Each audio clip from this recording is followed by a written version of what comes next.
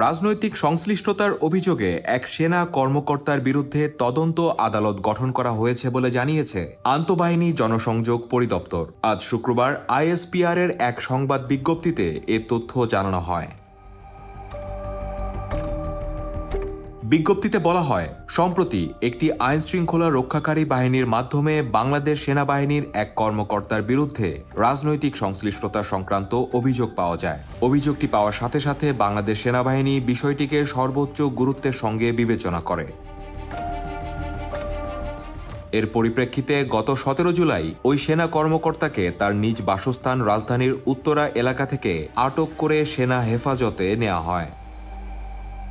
বিজ্ঞপ্তিতে আরও বলা হয়, ঘটনাটির সুষ্ঠু ও নিরপেক্ষ তদন্তের লক্ষ্যে ইতোমধ্যে একটি তদন্ত আদালত গঠন করা হয়েছে এবং প্রাথমিক তদন্তে অভিযোগের সত্যতা পাওয়া যায়। পূর্ণ তদন্ত সমাপ্তি সাপেক্ষে প্রাপ্ত তথ্য প্রমাণের ভিত্তিতে সেনা কর্মকর্তার বিরুদ্ধে সেনাবাহিনীর প্রচলিত আইন ও বিধি অনুযায়ী যথাযথ শাস্তিমূলক ব্যবস্থা গ্রহণ করা হবে।